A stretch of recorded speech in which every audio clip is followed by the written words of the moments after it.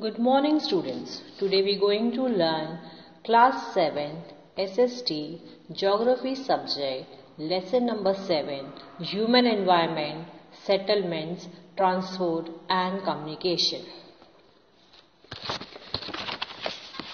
In chapter 1st you have learned that early human beings depend entirely on nature for food, clothing and shelter. But with time they learn new skills to grow food, build homes and develop better means of transport and communication. Means in this way they modify the environment, as our topic name is human environment, where they start lived.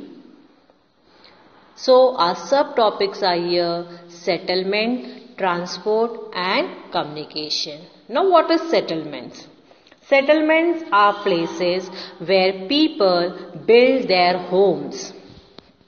Settlements can be divided in two parts: permanent or temporary. Settlements which are occupied for a short time are called temporary settlements. Underline all these lines, students, carefully. Temporary settlement means settlements which are occupied for a short time are called temporary settlements.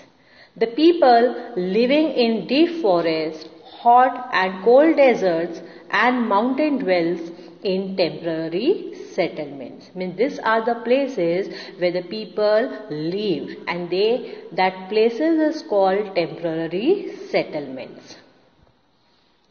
These peoples practice hunting, gathering, shifting cultivation and transhumance. Means these are the occupation of it. Next is permanent settlements. In permanent settlements, people build permanent houses to live in. Means here the people's houses are for permanent. Means they live as a permanent in that particular place. Settlements can also be classified as rural settlements and urban settlements. Means in this also you can see the two different types. One is rural settlements and another is urban settlements. The villages are rural settlements where people are engaged in activities like agriculture, fishing, forestry, etc. The peoples or the village peoples are called rural peoples or rural settlements where peoples are engaged in different activities. What activities, students? Like agriculture, fishing, forestry, etc.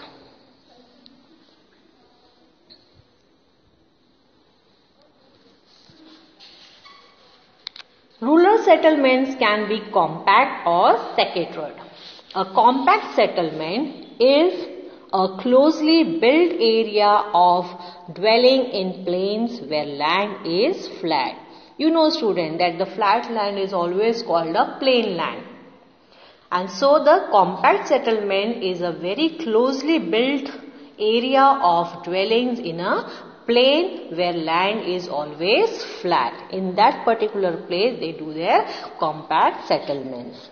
And scattered settlements, dwellings are spread over an extensive area.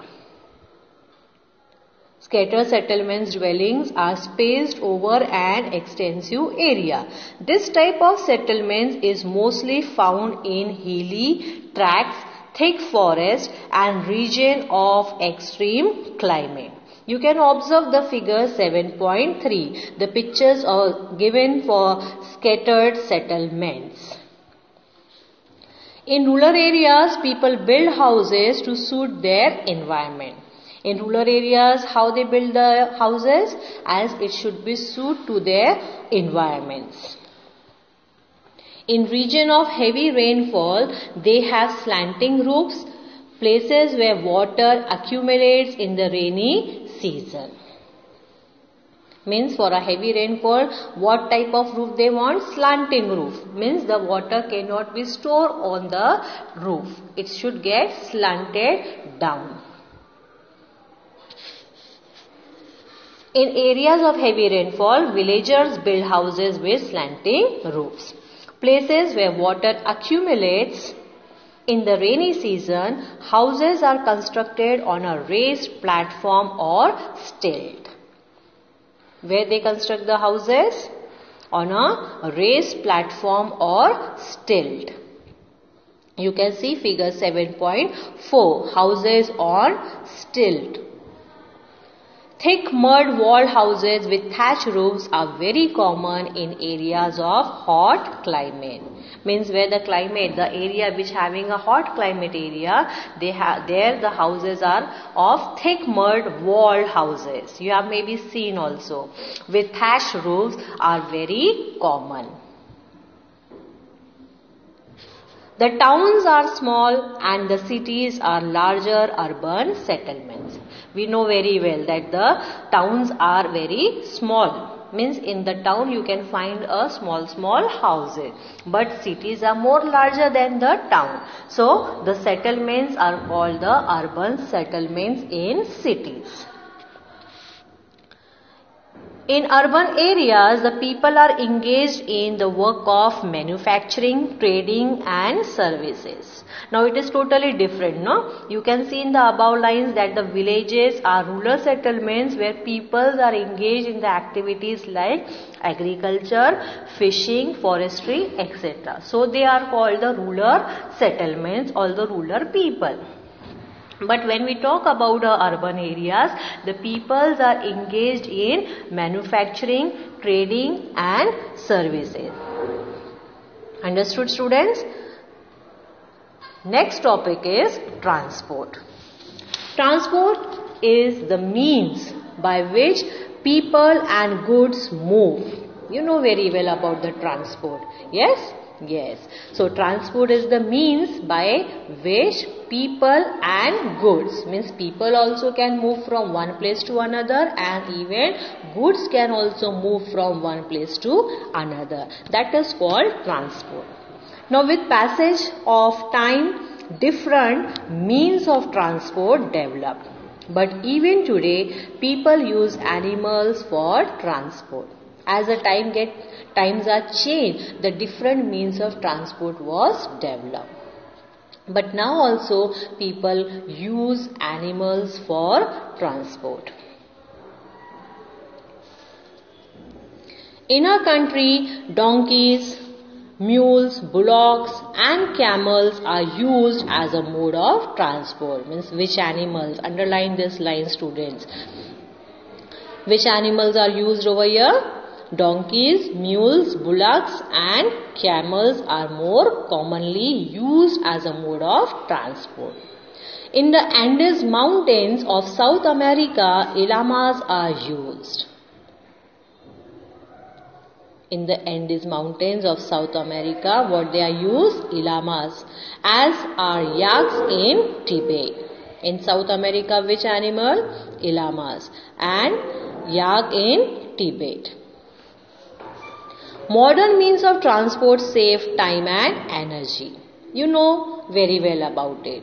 That now we are having a 4 major means of transport. That is roadways, railways, waterways and airways. And this all modern means of transport save the time and energy.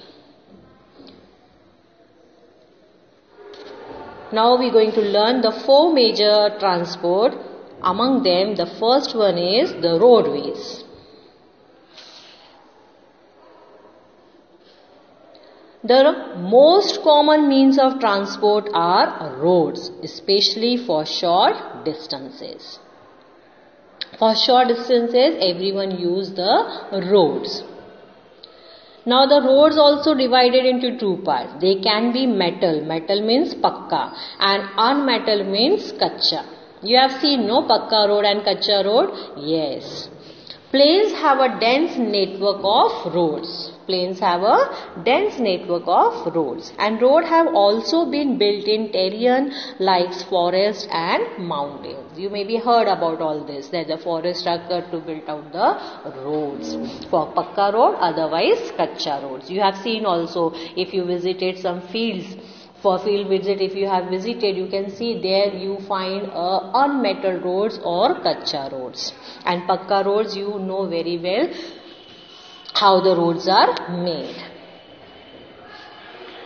So, next is what? Manali-Leh highway in the Himalayas is one of the highest roadways in the world. Now, if you're going to see that roadways in the world, which one is the very highest roadways in the world? Manali-Leh highway in the Himalayan mountains. Where it is lies? Himalayan mountains. Underline this, students, properly. And instead of this, road built underground are called subways, underpaths. You know about subways? Yes. Flyovers are built over raised structures. And now you have seen also in your Jalgaon city also, the roads are developed very well. There the flyovers are also there, and even some underground roads are also there.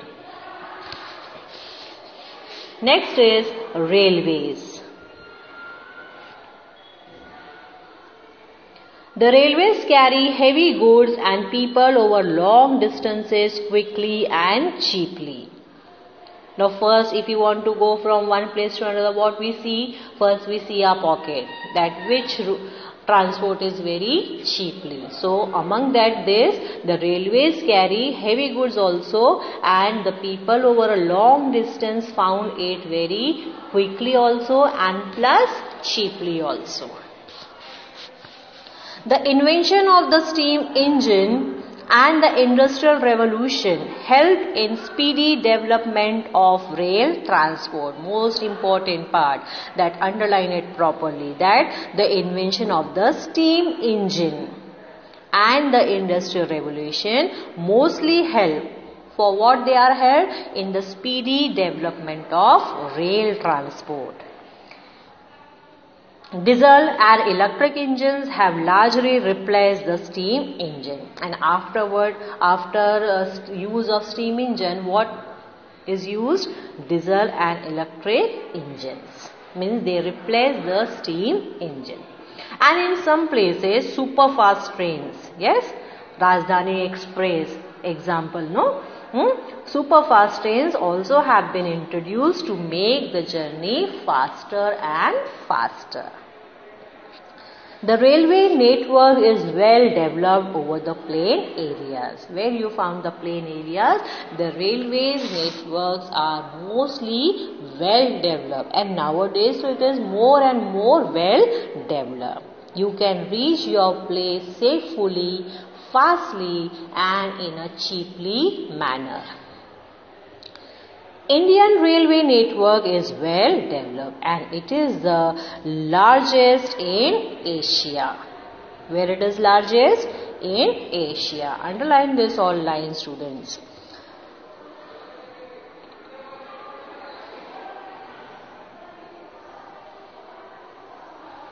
You can observe the map also.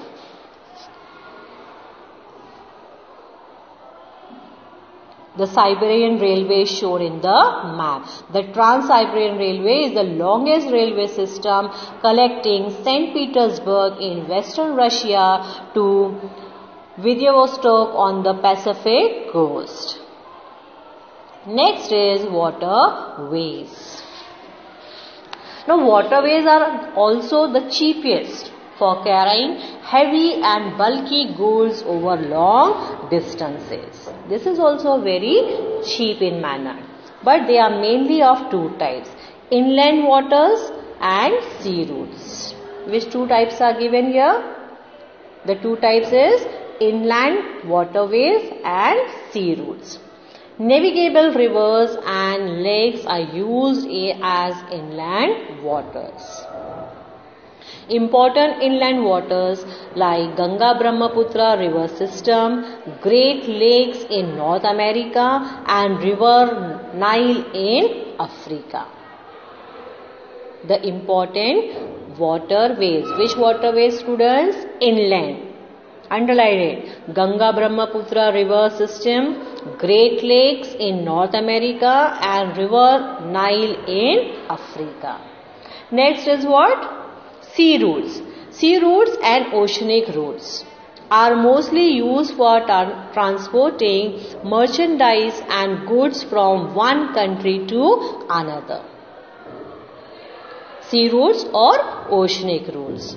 Yes, they are mostly used for the transporting of merchandise and goods from one country to another. These routes are connected with the ports. You have heard also, na, seaports. Like airport is there, like that seaport is also there. So these routes are specially connected with the ports. You can see figure 7.8 also. That is called the Indian waterways. The picture is given to you. Some of the important ports of the world are, underline, otherwise make the bracket. Singapore and Mumbai in Asia. New York, Los Angeles in North America, Rio de Janeiro in South America, Durban and Cape Town in South Africa, Sydney in Australia, London and Rotterdam in Europe. And if you want to visit this place, kindly see figure 7.11. And if you want to know more about, you can find on the map, or you can have a Google. You can use the internet for most pictures that you can find these places, the ports, important ports of the world. And the next is what?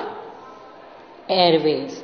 Everyone like, no, airways. Everyone want to sit in the aeroplane and fly in the high in the sky. Yes or no? Yes. This is the very fastest means of transport developed in the early 20th century. When it was developed? In the earlier 20th century. It is the most expensive means of transport. Instead of roadways, railways, waterways, this one is most expensive means of transport. It is the only mode of transport to reach the most remote and distant areas where there are no roads or railways. Means where the places are like this, means the roads are not be there, the railways are not be connected, or these facilities are not be there. You can use the airways facility and you can go to that particular place. You can reach to that particular place. Helicopters are extremely useful in the most inaccessible areas and in times of calamities for rescuing people and distributing food, water, clothes and medicines.